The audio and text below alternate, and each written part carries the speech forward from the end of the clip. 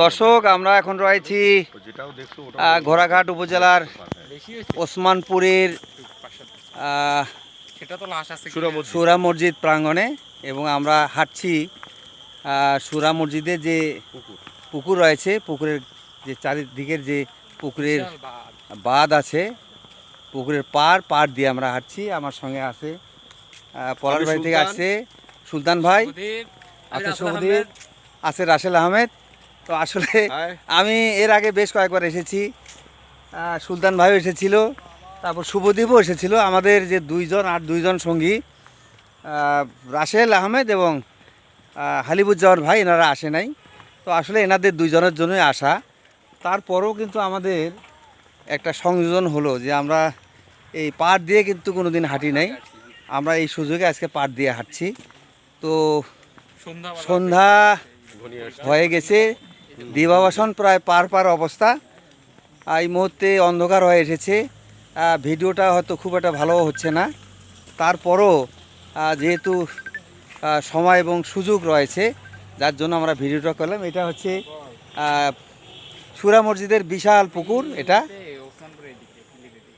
বিশাল পুকুর এবং এখানে যে পাড়টা রয়েছে এটা কিন্তু অনেক প্রশস্ত পাড়। আপনারা দেখেন, বিশাল প্রশস্ত পাড় এবং পাড়ের উপরেই প্রায় আমের গাছ রয়েছে 4 সারি। সব মিলে অনেক ভালো লাগছে। আমরা একজনের সঙ্গে কথা বলি, দেখি সুলতান ভাই, উনি একটু কথা বলুক। হ্যাঁ সুলতান ভাই বলেন। আসসালামু আলাইকুম, ভালো থাকবেন। আমরা এসেছি সেই পুরাতন ঐতিহ্য প্রত্নতত্ত্ব জাদুঘরের সেই সুরা মসজিদে। এটা ওসমানপুর থেকে প্রায় 5 কিলো দূরে। তো ঠিক আছে, ভালো থাকবেন সবাই।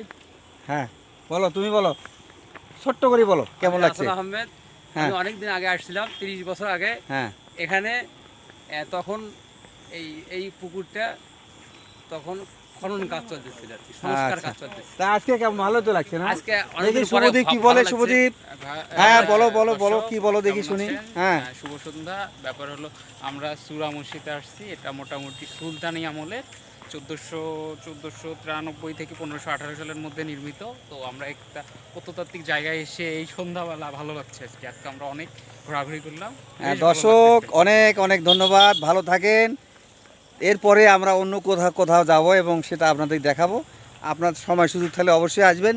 সুরা মসজিদ এটা অনেক পুরানো একটা স্থাপনা, অবশ্যই আসলে আপনাদের ভালো লাগবে। এবং এখানে প্রত্যেক দিন দেশের বিভিন্ন এলাকা থেকে পর্যটকরা আসে এটা দেখার জন্য। আপনাদের সকলকে ধন্যবাদ।